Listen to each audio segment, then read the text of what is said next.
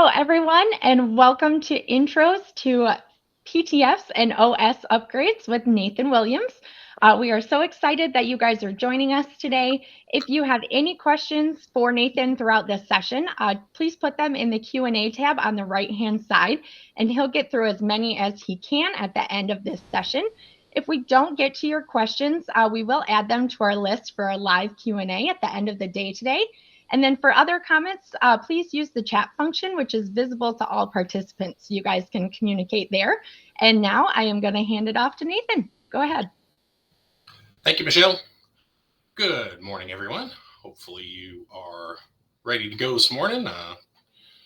So we'll go ahead and get started on PTFs and OS Upgrades. This is going to be an intro level session. The two topics are somewhat related in the sense that you need to be current on PTFs if you're going to do an OS upgrade. But the idea here is to give not a 50,000 foot view, but maybe a 10,000 foot view. More information on PTFs and OS upgrades, but well, you'll see when we get there. So let's talk a little bit upfront about some alphabet soup. IBM loves three-letter acronyms, although in this case we've got a few four-letter acronyms. So we'll go over all of them, and a lot of these terms you're going to see as you work with both PTFs and upgrades quite a bit. So what is a PTF? Hopefully we all know this. It's Program Temporary Fixed, i.e. a patch. APARS, Authorized Program Analysis Report, also known as a bug report. Fix Central, PTFs live on Fix Central, surprisingly enough, and there's a link to it for you. ESS, Entitled System Support. So ESS is a website where you can download the IBM installation media, any entitled software that you have associated with your system, your license keys. You can see your hardware inventory, and there's a link to that. You'll need that for OS upgrades. The FLIRT, the Fixed Level Recommendation Tool. That is a website that can assist in firmware and HMC update planning. Very useful. Generally is kept very well up to date by IBM on what's available and what your recommendation levels are for firmware and HMCs. The PRUV, the Pre-Upgrade Verification Tool. That's a very good tool to have if you are planning an OS upgrade. And then finally, LIC, Licensed Internal Code. The oversimplification, but it's the closest thing to a BIOS that IBMI has, or UEFI firmware. When we talk about the licensed internal code, we're talking about the part of IBMI that runs underneath the operating system, if you will. It comes up first. It's what you talk to. If you have a LAN console, you're basically connected to the LIC. When you bring up a partition in manual mode and work with dedicated service tools, you're working directly with the LIC. And a little addendum here. Effective March of last year, IBM now calls APARS known issue records, and PTFs are now fix information records in their support system. There's a link there to the article that talks about that. It's mostly a naming convention having to do with a back-end system change at IBM. The operating system still calls them APARS and PTFs, as does Fix Central. So take that for what you will. But if you are looking through IBM's documentation, you'll see that all of their cover letters and the actual fix documentation now refers to these things as known issues and fix information records. All right, so let's go ahead and talk about PTFs a little more in depth. First off, why do we need PTFs? Well, the same reason we need fixes on any platform, right? Security, stability, functionality. You know, it is best practice to keep your system up to date. Those of you in certain industries may have regulatory requirements or industry standards that, essentially dictate that you need to be current on certain things. Um, you know, really, we're just talking about routine maintenance here. Like you change the oil in your car, you need to update the patch level on your systems. This helps you avoid prevalent or significant issues that others may have experienced, right? And from a functionality standpoint, the TR packages, tech refresh packages for IBM are delivered as PTFs and provide new functionality that IBM is bringing into the different OS versions. So as IBM releases IBM I with a set of features when it comes out with a new version, but over time, more new features get built into the operating system, and those features, generally speaking, are brought to all of the IBM I versions that are in current support. Obviously, the next major release of the operating system will have probably some new significant feature that will be different from, and an improvement upon previous versions, but IBM makes incremental updates that will apply to usually all versions available. So the benefits and the pitfalls here. So IBM I has a reputation as a very stable and resilient platform, right? Doesn't need much care and feeding. And it can run for quite some time without any major problems. But we've seen people have, essentially fall victim to its own success, right? You can't just set it and forget it.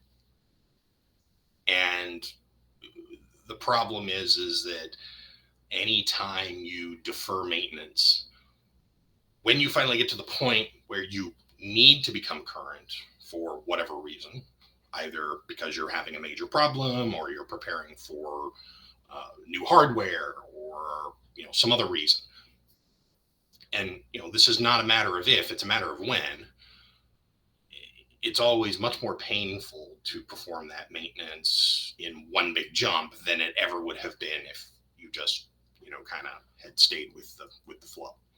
So if it ain't broke, don't fix it is not really a recommended system maintenance strategy, right? So you need to be cognizant as a system administrator that of the fact that technology marches on, and it is generally to your advantage to march to the same beat as everybody else. So if we're going to work with PTFs, the Go PTF menu is your friend, right? It's going to contain most of the tools that you're going to need to work with PTFs. Some of the more commonly used ones I have listed here, displaying details about a specific PTF, loading apply PTF packages. We'll talk about that later in a little more detail. And then working with PTF groups, which you can also access directly through the work PTF group command, WRK PTF GRP. That lets you see your current PTF group levels. And that's very, very useful for giving you a high level view of where you're at. We'll talk about how PTF groups here work on the next slide. So you can install PTFs one PTF at a time if you're trying to fix something specific that may be the way that you want to go. But IBM recommends tens or even hundreds of PTFs in a go as routine maintenance. So managing them individually is a bit of a chore.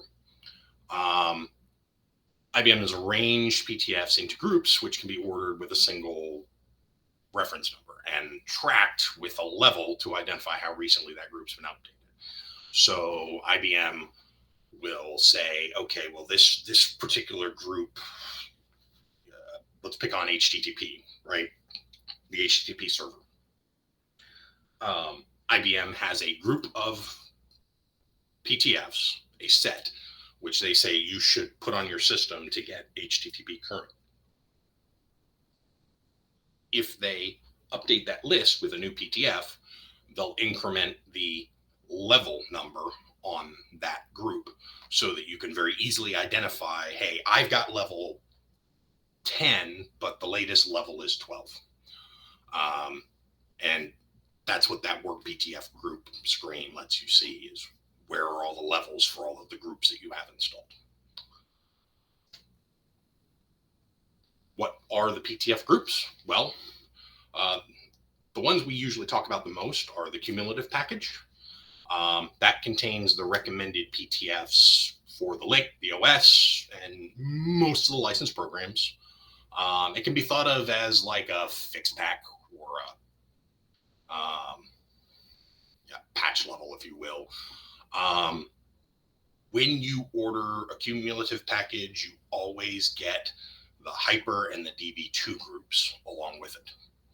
So just know that the cumulative includes the hyper and the database fixes along with the latest patch level.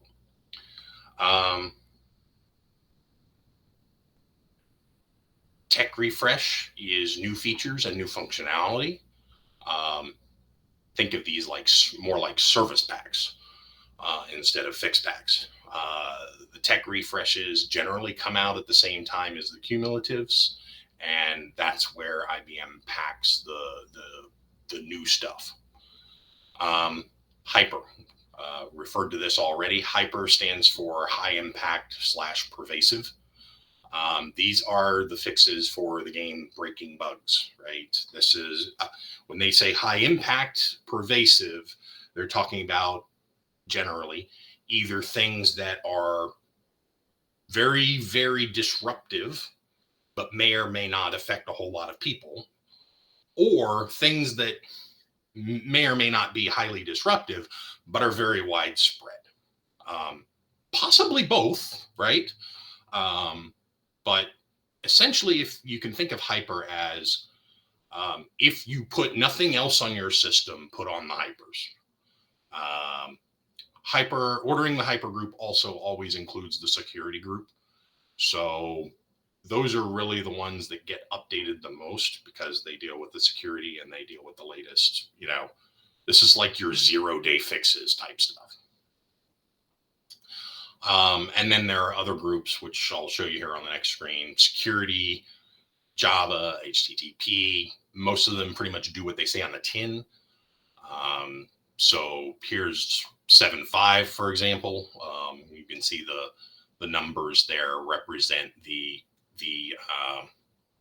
it's kind of a virtual PTF number identifier that identifies the group. And if you order that PTF, then you get everything inside, all of the PTFs that are inside that group.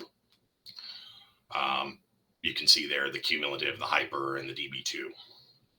Kind of have those highlighted to call them out. There's a pattern to those numbers. So if we go to 7.4, you can see how that kind of follows through. IBM has a page which I've linked on both of these screens, where it shows a summary of all of the groups for all OS levels. I want to say back to 7.1 or possibly even further, and their current level and when they were last updated, and it links to the cover letter for the group. Very, very useful to have in your bookmarks, so you always kind of have a quick reference to where things are at.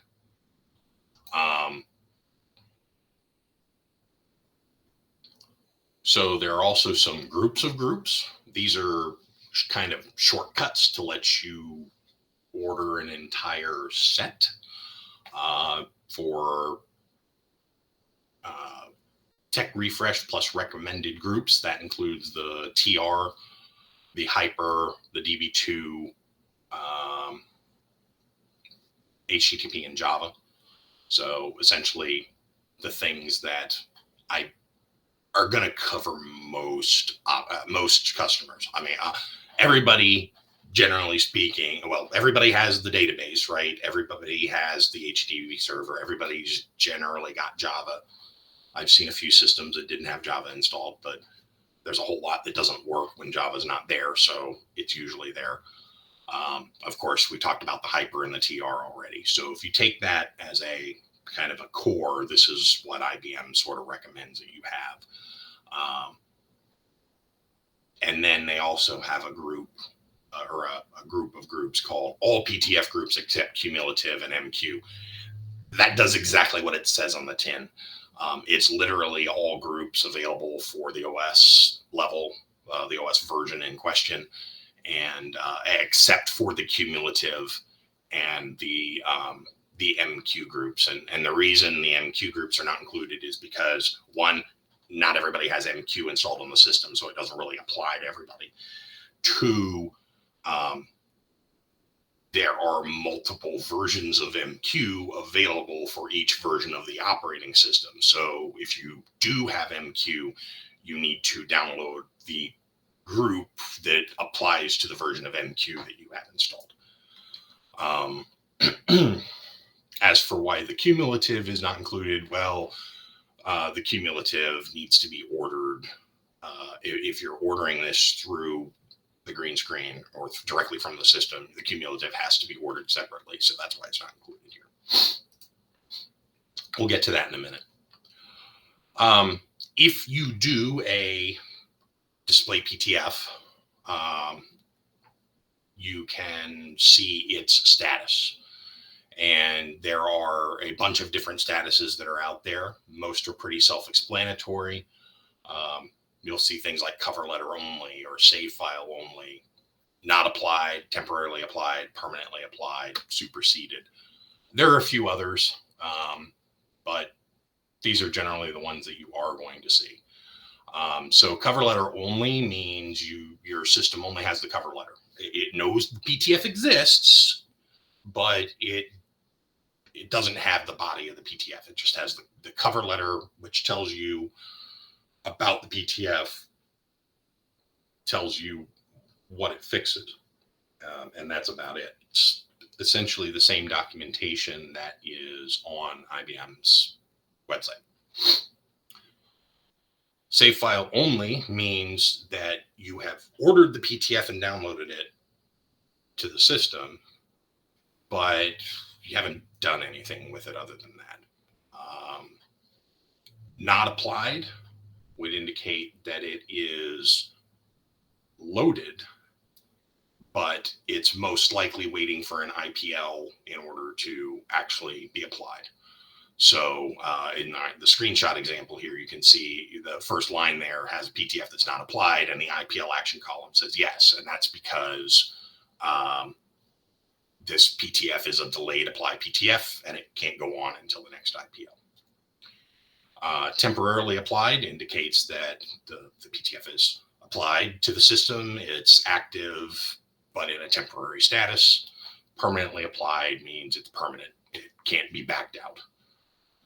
And superseded means that it's a PTF that was relevant in the past, but has now been surpassed by something newer. So what does the actual maintenance process look like? Well, this is kind of the cycle, right? First thing you always want to do before you embark on any PTF process is you generally want to permanently apply all your existing PTFs. For the licensed internal code, you actually have two copies of the lick. You have an A side and a B side, and each system can be IPL'd either from the A or the B. Normally, we run under the B, which includes all of the temporarily applied lick PTFs. The A side only includes the permanently applied ones. When we do a permanent apply for the lick, anyway, it's literally copying the B side to the A side. For OS and licensed program PTFs, it's flagging all of these things as permanent. A permanently applied PTF generally can't be removed. A temporarily applied PTF can. But before we want to put in anything new, we want to make permanent what we are currently running with, so that we have a known good configuration to go back to if something goes wrong. IBM has released PTFs in the past that have broken things, sometimes intentionally, sometimes not so much. So you always want to have the safety net of the ability to return to a previous point in time when you're planning on doing PTFs. If you are working with your production system, it's also probably a good idea to take a full system save before you decide to do PTFs as well. Once you've done the permanent apply, you probably need to IPL the system, possibly not. You can use the PTF statuses to see that. Permanent applies may or may not require an IPL. Kind of depends on what's out there. Once you're permanently applied, you can download the new PTFs and transfer them to your system, and then you'll temporarily apply those PTFs. We will, if we're doing groups, we always do a delayed apply for the temporary part. The system goes through the images or the save files that have been downloaded. It reads the data, determines whether or not the PTF actually applies to the software installed on your system, and essentially stages all of the necessary objects for activation at the next IPL. And then finally, you perform an IPL. You want to do a normal unattended IPL of the system at an acceptable time. And the system will then do, upon that IPL, will do whatever post-processing is necessary to activate everything that is waiting. And then, as far as your system maintenance cycle, repeat it every, periodic, whatever your schedule is. So actually that leads to the next question: how often should we install PTFs? Well, that sort of depends. What are you trying to accomplish? What are your requirements within your industry? And of course, what's your organization's appetite for downtime, since we need to do an IPL usually? The answer is different for every system. And you, as the person responsible for the system, need to determine the best strategy based on your needs. For example, our managed services customers, we try to keep them on a cycle of applying new PTFs and then permanently applying them 3 months later, and then repeating after a further 3 months. So a quarterly cycle, but since we're doing sort of a tick-tock, perm apply, temp apply, perm apply, temp apply, we're actually putting on new PTFs every 6 months. Again, that's just a baseline that we use for most of our managed customers. Some of our customers prefer something more or less often. Some of them, prefer to dictate their own schedule. It just sort of depends on the situation, but that's the baseline. It's what we recommend if if there are no other complicating factors in the matter. If you work in a highly secured industry, highly regulated, healthcare, financials, insurance, you may need to be doing this more often than that. IBM's release cycle for PTFs. The cumulative and the tech refreshes are semi-annually for all IBM I versions in current support, usually in late spring and late fall. So think usually May, June, and usually November, December. Exact dates change from year to year. Based on their development cycle, IBM will generally announce this stuff a couple of months in advance at the most. So you'll know it's coming, but you won't know too far in advance. Hypers come out every other week for IBM I versions in current and extended support. The versions in current support, generally you're going to see an update every 2 weeks, with maybe the odd exception right around the holidays, right? I've seen them go, 4 weeks or even 6 weeks around Christmas and New Year's without a hyper update. But the rest of the year, it's pretty clockwork. If you're still running a version in extended support, in this case like 7.3, the hyper may not necessarily get updated every 2 weeks if there's nothing to put in it. Because keep in mind, if you are in extended support, IBM is only providing essentially break fix and security updates for the OS. So, you're not going to see as many updates for those versions. Security is generally updated as vulnerabilities are fixed for both versions in support and extended support. The hyper, because the hyper includes security, but they are separate groups, you may still see updates on slightly different dates. But generally, IBM tries to keep those in lockstep. The other groups have varying schedules based on their internal development cycles at IBM.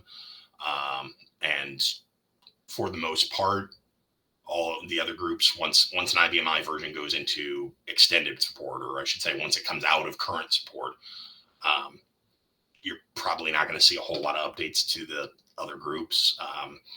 Really, they would only get updated if there's a security related update that also happens to be in the group. So a PTF, and that brings up a good point, a PTF can be in more than one group. So how do you get the PTFs on your system? You can use send PTF order from the green screen, either downloading as save files or as images. By default, PTFs will be downloaded into save files in library QGPL, and this is the most simple option for ordering a single PTF or a group. But call home needs to actually be working from your system. Same thing with using images. The send PTF order command can also order the PTFs as optical image files and store them in the IFS. That option is useful if you want to order PTFs on one system, but then transfer them to another system. Although the caveat here is that all of your systems need to already be at the same PTF group levels, and you need to have the same set of license programs installed on all of them. Otherwise, you're going to order, when you use send PTF order, the system is smart enough to look at what you have installed, and it only downloads the PTFs that you actually need. It doesn't download everything IBM has ever released for that group. So if your systems are not identical in terms of current PTF level and license programs installed, then system A may not order a PTF that system B needs. So you got to kind of keep that in mind. The more comprehensive way of doing this is to order the PTF groups that you need or individual PTFs directly from Fix Central. This also results in optical images, but you're going to need to do a little more work to get them onto your system. IBM has a couple of different delivery options for when you order PTFs from Fix Central. You can either download them via SFTP or FTPS. Download Director, which is a Java-based browser plugin, and as you may or may not know, Java-based browser plugins can be a challenge to get working these days, but that option exists. If you can get it to work, it's very convenient because you may also be able to get it to download things directly to your system. Or you can actually still order physical media. IBM will mail you DVDs. I did choose this option a couple years ago just to see how quick it was and, how well it worked. And it worked. It surprisingly does not cost anything, and they show up about a week later. This is your best option for multiple systems at different levels, or systems with no outside connectivity. So if you're behind a very restrictive firewall and can't make outbound connections, you're going to need to use the fixed central option. Or if you're just opposed to using green screen commands in general. As far as managing PTFs in, say, Navigator for I, at the moment, you can view the current PTF levels and the groups.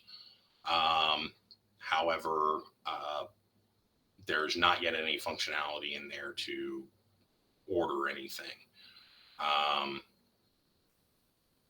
The other option that you have to look at PTF,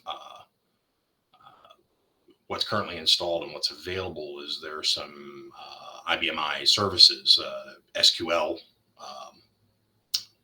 that you can run that will query the system, and it will even, again, if call home is working, or actually if outbound HTTPS is working, I believe, it will go look at IBM's website. There's a feed available for it to update itself, and essentially the system can say, I have group 5 installed, level 5, but the latest level is 8.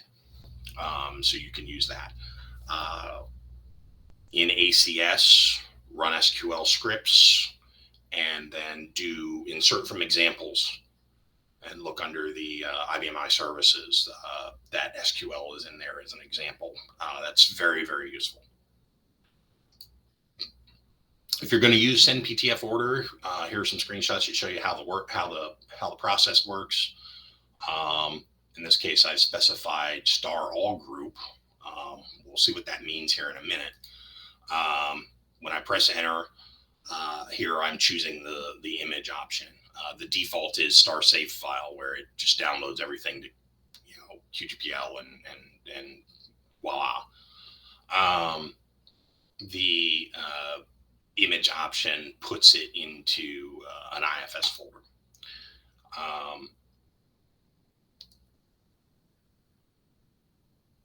You can specify the directory to put the images into. You can also specify an image catalog name. So we'll talk about that here in another couple of slides. And then press enter again, and it just wants you to verify your contact information. And finally, you need to actually choose option 1 to have it send the service request. The special values, remember I said star all group. Well, that's that all groups except cumulative group of groups, if you will. Here are the other options that you can put into that screen. Note that the cum package has to be ordered by itself. Anything else, you can actually put multiple values in there. So if you want the hyper and the Java, then you could do that. That would be a thing. Some other notes on using send PTF order. It does take a little while, and once you hit enter after taking option number 1, you're going to be input inhibited for a while as it goes out and does the order. It will only download the PTFs that are not present on the system placing the order. So, like I said earlier, if you're trying to do this for multiple systems and they're not completely in sync from a licensed program and a current currency standpoint, you may be creating some blind spots for yourself. The default location for image orders is there. So if you don't change that default value for the IFS path, that's where they go. And if you do specify an image catalog name, that image catalog will be created automatically and linked to the download images. So kind of a shortcut for creating the image catalog. Just remember that the fix request is logged as a problem report in work problem. So once you're done applying the PTFs, don't forget to go back and close that, just as a tidy up step. If you're going to use Fix Central, here are some screenshots of what it looks like. You'll need to log in. You need an IBM ID. You'll want to go to select product. The product group is IBM operating systems, and then select IBM I. When you do that, you will be prompted to put in your machine type and serial number to prove entitlement. You've got to have active SWAMA in order to be entitled to apply PTFs on your system. If you do not have IBM I software maintenance, you're not entitled to download fixes, unfortunately. Once you've passed the entitlement check, the easiest thing to do if you're just ordering groups is to select your operating system version. In this case, I've selected 7.5, and on the next screen, it lets you select the groups that you wish to download. Once you've selected the groups you want, then it'll ask, how do you want to get these things? And then, so that's where you have the option to either download directly to your system, download the images to your PC using Download Director. Both of those are the Java options. I usually just tell it to download them via FTPS. And then there's the option at the bottom to order on physical media. You can order multiple groups and individual PTFs, including the cumulative package, in one order when you use Fix Central. So you're not limited to the cumulative must be ordered separately. But the order will be split into multiple optical image files based on the size. And the FTP orders take time to process. You'll get status updates by email. You'll get an initial email as soon as you submit the request, that last screen that I was just on. And then sometime later, it may be a couple of minutes, it could be as much as a couple of hours if the system is busy. But you'll receive 2 emails upon completion, one with a username and the other with a password to download the files, and instructions on how to connect to IBM's secure FTP server. The physical media orders will show up in about a week. If you're ordering from Fix Central as images, downloading the files directly to your system can be a little bit of a challenge since unsecure FTP is no longer supported. FTPS requires importing the Fix Central certificates into DCM. IBM does have instructions on how to do that in Fix Central. There's a link there. SFTP, because that's supported as well on IBM I, is possible, but that's not actually straightforward, and I'm not going to go into it here. The easiest option is usually to download them directly to your own PC using a file transfer client, something like WinSCP, FileZilla, something out there, and then move the files to your system either using plain FTP, which we all pretty much know how to do, or the IFS tool in ACS. I don't recommend trying to use NetServer. Mapping a network drive, through a Windows file share onto the IFS. It's for the size of files we're talking about here, in the neighborhood of 2 to 4 gigabytes. NetServer is not very efficient. It's going to take a long time. If you've got the images downloaded, here's how to create an image catalog. You'll need to add an image catalog entry for each of the files that you downloaded from IBM. And then work with image catalogs and load that image catalog into a virtual optical drive. Now you should see it loaded. And if you You can take an option 10 next to that guy and verify it for star PTF to make sure that you've got good, valid images. If you need to install an individual PTF, they can be applied either immediate or delayed on the next IPL. Some PTFs can only be applied delayed. Each individual PTF is flagged. The QM package is designed to only be installed delayed. Any immediate option is unsupported according to IBM. You can tell it to do an immediate install on the things that can be applied immediately, but if you read IBM's documentation, they will tell you two things. One, perm apply everything before you start. Two, always apply delayed when you're putting on the QM package. PTFs that are flagged for delay apply on the next IPL have no effect on the running system until an IPL occurs. So you can load them in advance of any planned IPL within reason.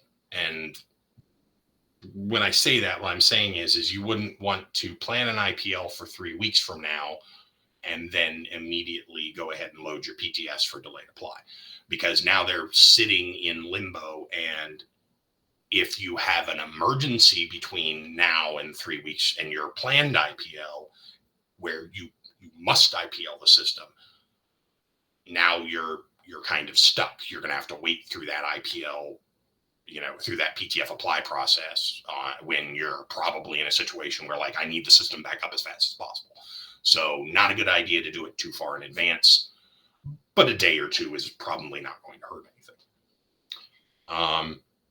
Also, if the next IPL happens to be abnormal, either because the system did not end correctly or because you had to use njob abnormal at some point, delayed PTF processing is skipped on an abnormal IPL. If you are loading a group, then you'll use the Go PTF menu, option 8. In this case, I have that group loaded, the image catalogs for that cumulative package loaded into opvert01. So I'm going to tell him, I'm going to take, this is what the screen looks like. I'm going to say the device is opvert01, so I got to fill that in. If you have downloaded PTFs directly to the system using the send PTF order, you can use star service. A big thing to note here is the second line there, automatic IPL, that defaults to yes. You will want to change that to a no. You can actually change the default values for this screen, but the ship default from IBM is yes. So just be cognizant of that so you don't accidentally IPL your system in the middle of the day. And then you want to generally take the defaults for everything else. If you are installing from downloaded PTS, then prompt for media needs to be option 3. Some other things, last notes on PTFs is that PTFs are only part of your environment, right? If you've got an HMC, if you've got a tape library, if you've got a SAN, those all have firmware. Your server itself has firmware. Systems without an HMC do receive firmware updates by PTF. You can use display firmware status to see that. If you have an HMC, then the server firmware is managed through the HMC. One advantage to having an HMC is that many firmware updates can be activated non-disruptively when you have an HMC. If you need a firmware update and you don't have an HMC, then it requires a full IPL, an actual, it powers the system off and back on. So it is disruptive. That's it for PTFs. Real quickly, I'm going to go through the OS upgrades. This is already a very high level view to begin with. Pete Masiello, even in his retirement, still delivers at major conferences a talk entitled What You Need to Know to Do OS Upgrades, and he can talk at length, up to an hour and a half or more. on the subject. So this is going to be an overview. This is definitely not a recipe. This is to show you what's involved, and so that you realize that upgrading the OS is not something you do on a whim, right? It's the process is straightforward, but the results could have major impacts. So this is a project. Most of the challenge is in the preparation. So, like anything, if you do it right, nobody will notice, and that's a good thing. But failure to follow the formula can be a disaster. Why upgrade? Well, I'm not going to spend too much time on this. I've got a whole blurb I normally read on this, but I think we know why we need to do OS upgrades, right? And keep in mind, IBM has a roadmap for this operating system going out at least another decade. So, don't think, as much as some people like to look at the green screen and say it's an old system, it's a dead system. We all know it isn't. So how do you get started? IBM has an upgrade planning webpage. Start there. Get the pre-upgrade validation tool. I had a link to it earlier.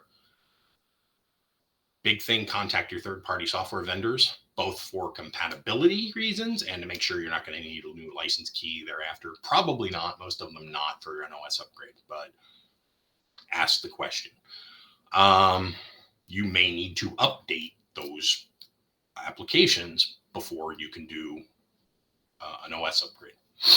Be particularly aware of Java version support and minimum requirements for products like Domino, WebSphere, and MQ. There are very specific version and fixed pack requirements for all of those things. And most of it's, again, tied to Java because the Java version support on the different OS versions is changed very rapidly. Pay attention to TLS changes at each version as well. And of course, make sure your hardware is compatible and on supported firmware. Speaking of Java version support, here's a chart of which Java versions are supported at each OS level. And then, so once you've checked that compatibility, now what are you going to do? Well, you're going to order the software upgrade from ESS, get your license keys and enter them. You can't enter them ahead of time. While you're on ESS, download the install images. You can burn them to physical DVDs and flip the disk, or you can upload them to the system and create an image catalog. I recommend you use the image catalog method because nobody wants to spend a Saturday morning in the data center flipping disks. Order and download any PTFs you need, both before and after the upgrade. Yes, you're going to need to put on Cume and Group PTFs for the new version after you do the upgrade. So order all of your group needs for the new version ahead of time so you have it ready to go. Apply any PTFs needed for the upgrade. So if you're planning to use image catalogs or network install, get those PTFs as well. They all need to be permanently applied. The upgrade planning webpage has a list of the PTFs that you need for each version that you're going from and to. So use that chart. The pre-upgrade validation tool will also check for those PTFs. That's actually probably the best part of the PRUV tool because it does that very well, and it's usually more up to date than even the website. There's a whole bunch of other things the PRUV checks, some of which it will cry about things that are kind of irrelevant. So you sort of need to take some of its stuff with a grain of salt. But when it comes to PTFs, trust the PRUV tool. Again, all PTFs must be permanently applied before you do the OS upgrade. And then you'll use GoLick Pigum option 5 to prepare the system. You need to go through all of those options. Note that expanding the lick space will probably require an ITL, depending upon which version you're going from and to. And then the upgrade itself, you're going to take a full system save before the OS upgrade, either the VRMS full sys or a Go Save 21. Those are that is not negotiable. You'll want to do a reclaim storage if you can, a full if possible. If not, a start dbxref. You're going to want to change the IPL attributes so you come back restricted state. You're going to IPL using the image catalog from the console. Of course, upgrade should process automatically. Then after it completes, use GoLick option 50 to check for any errors.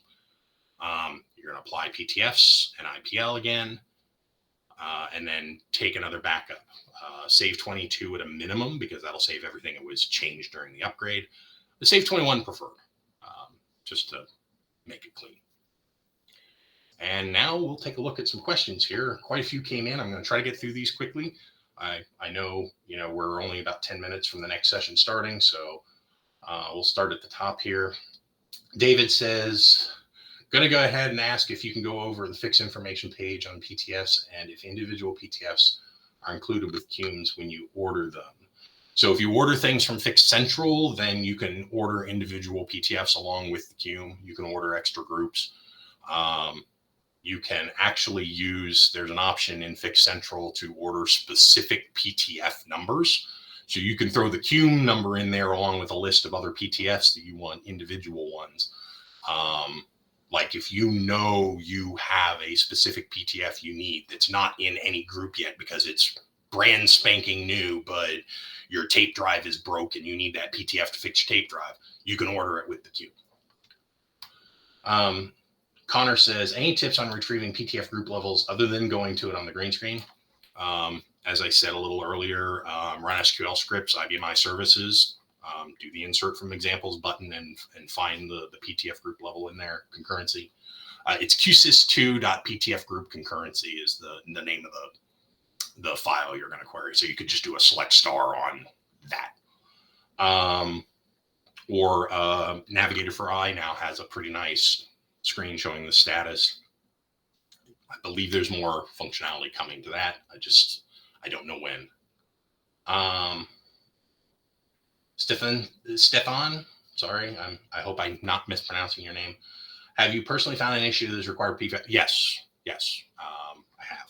Point of fact, not only have I come across an issue where I had to put an individual PTF on that was already out there to fix it, I have opened tickets with IBM where they have said, this is a bug, here's a beta PTF that we will authorize your system for so you can go download it. Paul comments, one of my pet peeves is when admins order groups for products not installed. Yeah, mine too. It kind of makes that screen a little messy. You can use option 4 on the work PTF group screen to delete groups that are irrelevant. Can superseded PTFs be removed? I do not believe so, not without removing the superseding PTF first. Why do I see the most recent PTF in a group as superseded? Because it's superseded by something in another group. Or possibly an individual PTF that's not in any group. When you order a QUM package using 10 PTF order, do you also get the hyper DB groups? Yes, you do. Do PTFs ever remove functionality, or are they always additive / fixes only? They would only remove functionality if that functionality is completely broken, right? And IBM planned to remove it. A good example would be when Heritage Navigator was turned off by default. That was technically a remove functionality. That was done by the HTTP group now almost 2 years ago, if I'm not mistaken. So there's an example. Connor says, is there any way of automating the checking of PTF currency or of ordering PTFs if you have no outside internet access on an LPAR? You would have to cobble something together. There's not anything built in. I would highly recommend reviewing whatever reason exists for denying outbound HTTPS, because that's the only thing you need for call home to work. I can certainly understand if your organization has a very restrictive security policy, but call home has a lot of benefits, and it is HTTPS directly to IBM. So one could argue that there's little exposure there. IBM even documents the FQDNs and IP addresses that are involved in that connection. If your network security team would prefer to specify, exactly where the thing's allowed to connect to, I would pursue that as much as you possibly can. Paul says, did you say you can add your new OS license key ahead of time? I actually do that right before I start the upgrade and it works fine. Yes, you can. So, and I highly recommend it, because then when you go through the Golik Pick'em option 50, you're not going to see a whole bunch of license key information not found errors. Cover letters, can we only get those now once PTFs are staged but not yet applied? Carol, well, I think I sent you the information yesterday on how to have it scan for the cover letters in the image catalogs. You've got to have the stuff downloaded. There's a way to pull the image catalogs, or there's a way to pull the cover letters out of the image catalogs before staging them. So, yes. Any gotchas or lesson learned from past OS upgrade projects? Plenty. In particular, Java, SSL, third-party applications. These things will all bite you in the rear end. Client access. If you are using IBM iAccess for Windows and you're trying to use secure connections on 7.2 or 7.3, and you upgrade to 7.4 or 7.5, guarantee you nobody's going to be able to connect afterwards, because guess what? IBM iAccess for Windows is a dead product, has been for 6 years, has not been upgraded to modern security, and technology has moved on. You need to be on ACS. You need to be on secure connections, so you need to be on ACS. Everybody should be looking at going to TLS encryption for all connections to and from their system, whether it's inside the organization or not, which means everybody needs to be getting off of the old client. There are plenty of other lessons learned. When we do an OS upgrade for our customers, we do not use just IBM's list of things. We have our own internal checklist of things that we have learned over the years. And so that's one advantage you get to having a partner come in and helping you do your OS upgrade. We do these things all the time. We're doing tens or more a month, hundreds a year. And, it's kind of like the farmer's commercial. We know a thing or two because we've seen a thing or two. The average, administrator at a single organization deals with an OS upgrade every 2 to 5 years. So take that for what you will. Do you really want to have to do all this on your own? Probably not. QMG Tools can also compare PTFs on partition what's available at IBM. You are absolutely right. Not everybody has QMG Tools installed and up to date, but that is a good point. Miguel, hi. If I don't have direct internet connection, can I order PTFs, or do I have to go to the download director? You can order the PTFs. I either use download director to your PC or FTPS to your PC, and then transfer them to the I. It's the most straightforward way to do it without setting up some kind of weird redirection or automation.